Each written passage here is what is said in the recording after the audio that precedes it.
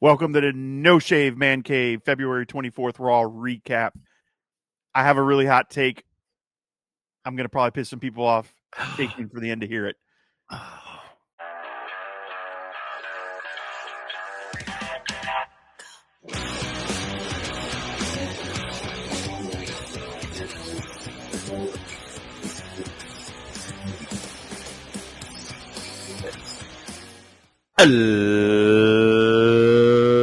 Ladies and gentlemen, boys and girls, children of all ages, wrestling fans, and sports entertainment fans, welcome to the No Shave Man Cave. I'm Ellie Jair. I am Jay Tilley. Brother, welcome back. Jay to the Tilly. Joined by El Editor. Jay Tilley. He's hiding in the background. Oh my God. Jay Tilley, dude, don't sneak it, but let me peek it. What do you got? Hey, man, glad you're back. I know you're going through it, so we appreciate you popping in for the show for sure. And, yeah, man, thoughts and prayers. We talked about it on Friday, so all our fans out there, he's back. He's going to be here for the show. We're going to do a live watch along on Saturday for Elimination Chamber, so make sure you check that out. Yeah, we haven't done one since last pay-per-view, so we're gonna enjoy that and get our WWE on. Speaking of getting our WWE on, we had the Raw Go Home show tonight. Curious to get into this with you, man. Did we though?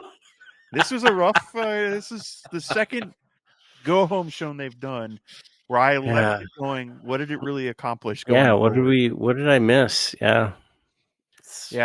So we start with Logan Paul in the ring and CM Punk promo.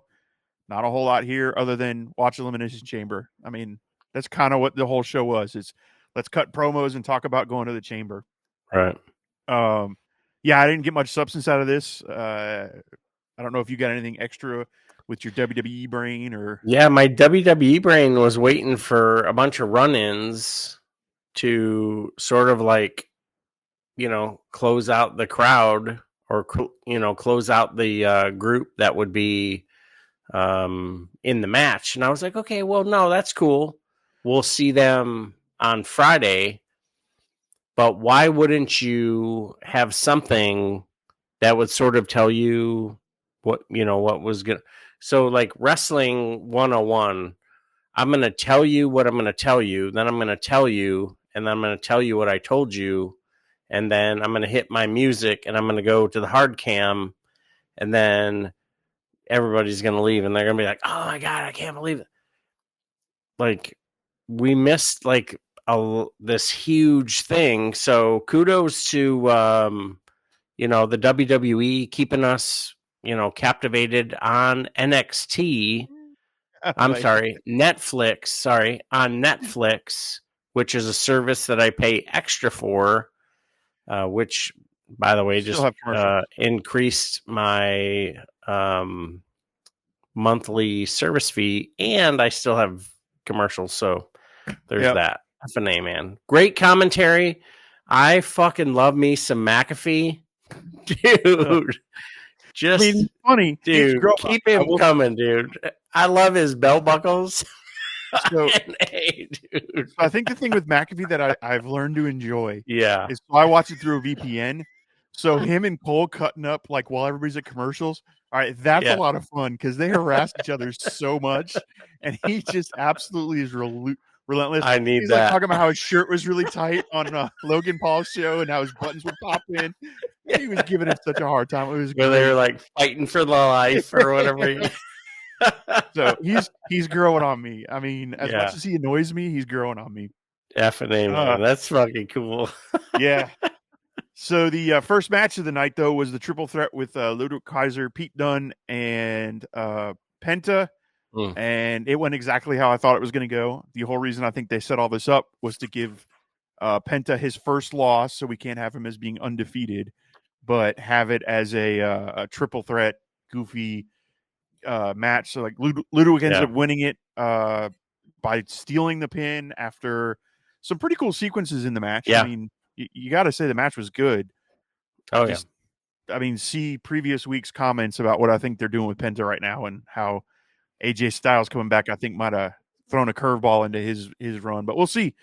Rumor has it Cinco de Mayo show in Mexico City, so maybe we'll see something then. So Cinco de Mayo, just to be aware, anyone within the WWE family, if they need someone, I may or may not be available. I'll be hitting the road. I've got some folks that I want to see in Tucson, Scottsdale, Phoenix, Austin, and San Antonio. So if you need me to be south of the border, just let me know. I got you. I have a passport. No big deal. Just pop in. Yeah. I just swoosh in. Next we have the New Day versus the LWO. Continuation of the New Day's heel turn, attacking Rey Mysterio. Now they're taking on LWO.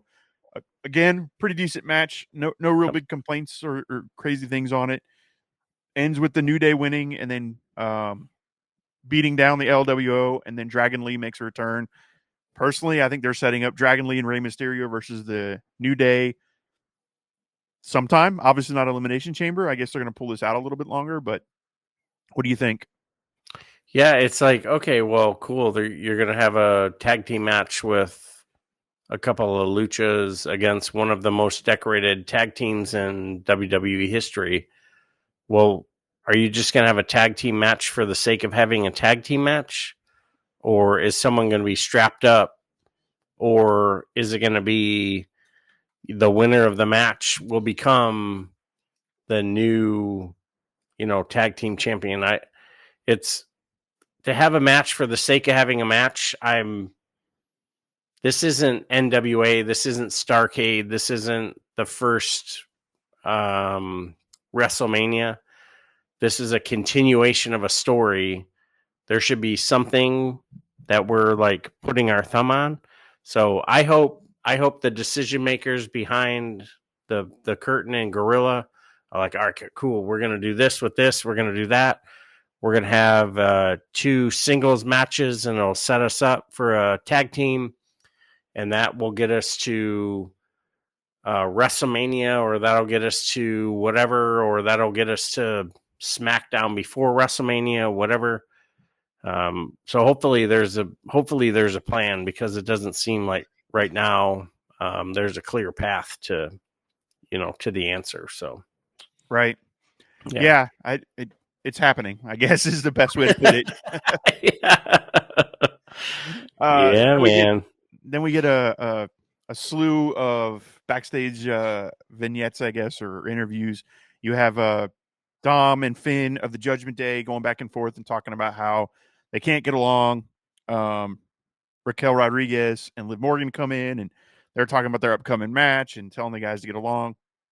I mean, I don't know what they're doing the Judgment Day right now. I think it's run its course. It's time to just have them implode, which is maybe that's going to lead to a Finn and Dominic match, which I don't know if anybody's looking forward to or not. But I don't know what the hell Carlito's doing. All he ever does is stand there and pick up apples. But grabs different colors of apples, and he's like a motivational support, wrestler or whatever. But that's a good point. Like, do we need to see, Carlito? Do we need to see Finn? Do we need to see Dominic? Do we need to see any of them against one another in order to see them actually implode? And does it roll into someone who's inbound who could potentially become the new anchor of the, Judgment Day? Hopefully we see Rusev. I love me some Rusev, but time will tell. I'm here for it. So fuck yeah, Alberto Del Rio, right? Dude, he had him in the Rusev lock, dude. I am not trying to hear any part of the Rusev lock. Like, woo, I just watching it. I was like, oh man, I'm so glad I'm Yeah. going to the chiropractor tomorrow. Shit. So Then we had welcome back, man. Shit. then we had AJ Styles and Logan Paul in the back. Same thing. Elimination Chamber talk. Yeah. Nothing really coming out of it. And Nope. then Gunther coming to the ring, and we get Gunther Dude. versus Tazawa. And I don't know what's going on with Tazawa lately. It feels like he's getting like a anti-push. I don't know. He's been on TV a lot as like a squasher. You know, he shows what he could do, but inevitably gets beat pretty big by Gunther with no issues. Gunther then jumps the rest of the Alpha Academy in the ring, and the most exciting man in WWE comes to make the save, Jey Uso. What you got for me? I know you're an Uso fan. You're yeet everywhere. Oh man, I was over there yeeting. You know, I got my yeet title. I have to wipe that thing down every time I walk past it. But I think covered in yeet. It done been yeeted. So hopefully we don't have any criminal investigations come by because there's some DNA over there. But the fact that, you know, Gunther is participating in this part, he is completely against, in much of the WWE universe, and decision makers are so against Jey Uso being the guy that is going to main event WrestleMania. That just go back last year when next thing you know, you've got The Rock coming in going, hey, Cody, go lay down. I got it from here. And the Cody Crybabies, I'm not even going to lie to you. I don't even know how many Cody Crybaby t-shirts I have. It's more than 10, right? And I didn't make any of them. I bought them. And, you know, we are going to roll into WrestleMania.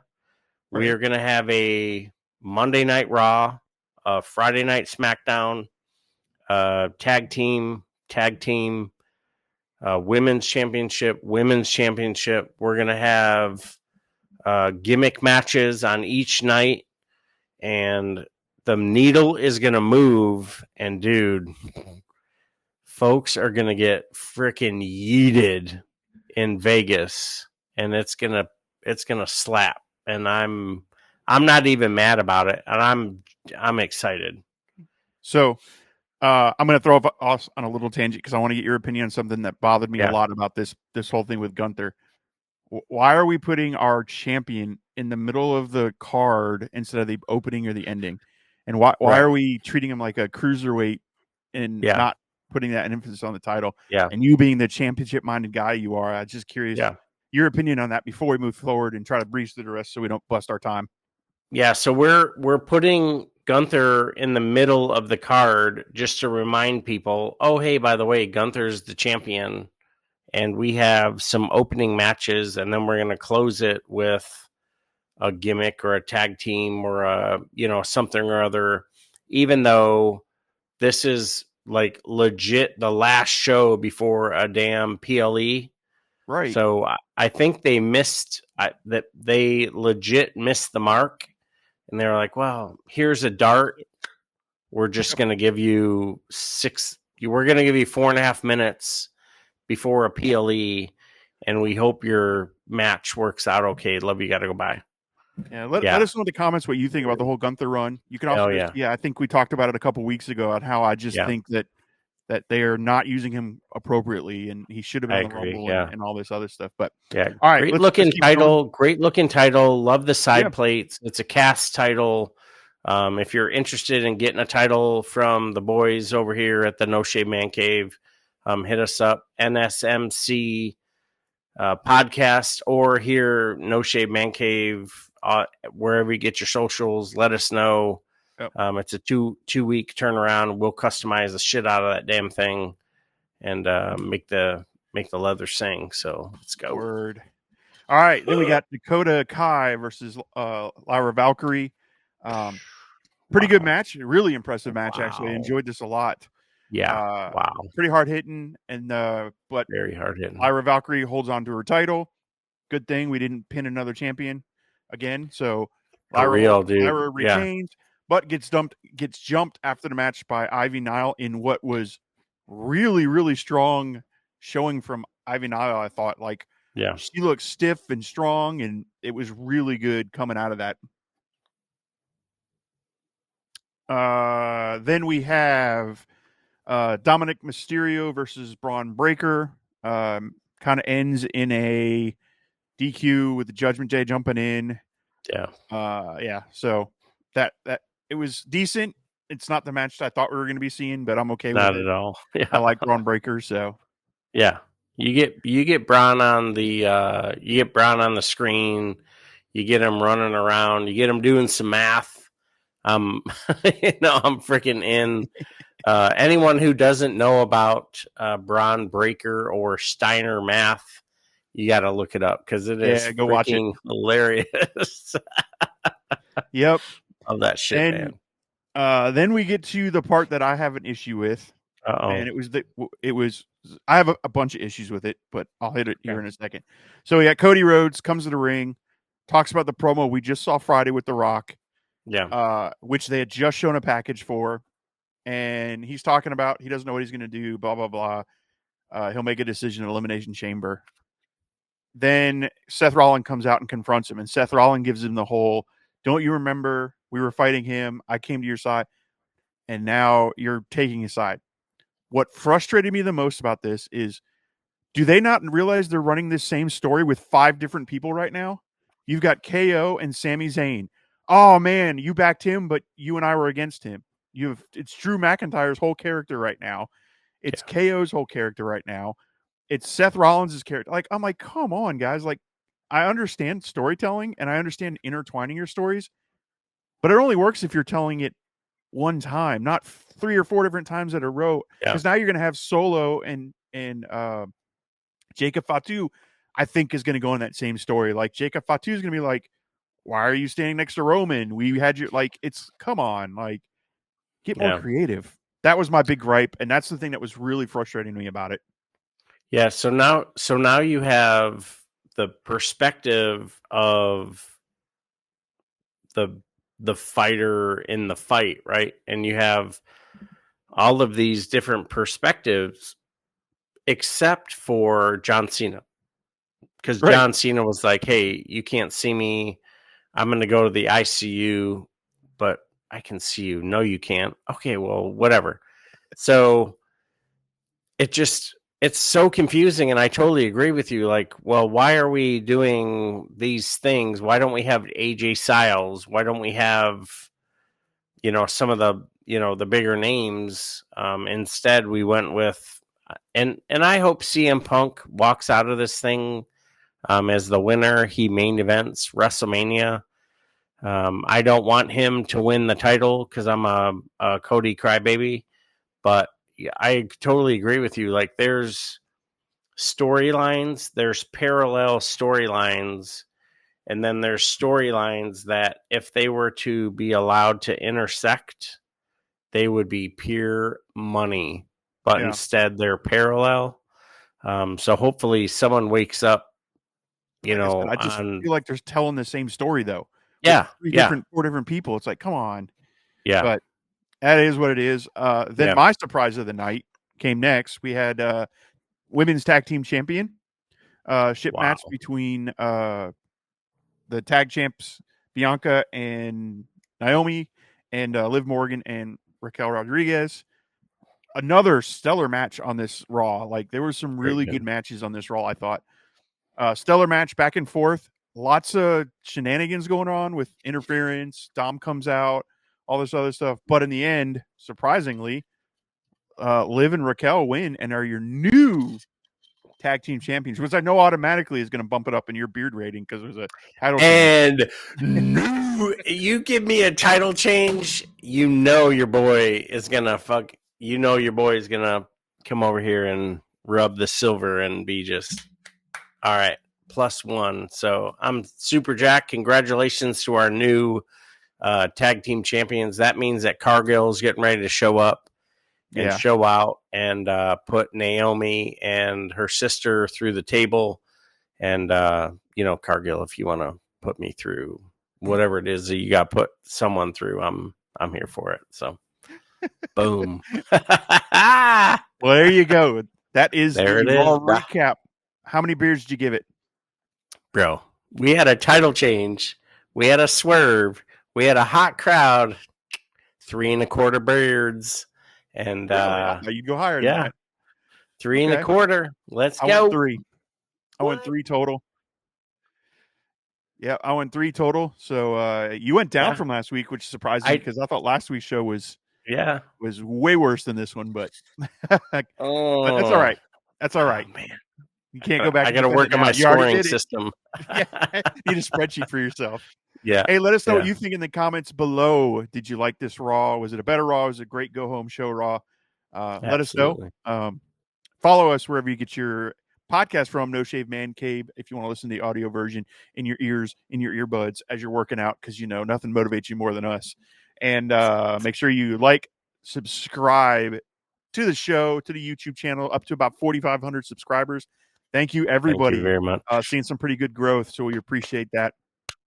And Instagram, NSMC_podcast, Facebook, No Shave Man Cave, Twitter, No Shave Man Cave, NoShaveManCave.com if you want to get your merch. I got a limited edition shirt out there. First 100 people to get them will get them.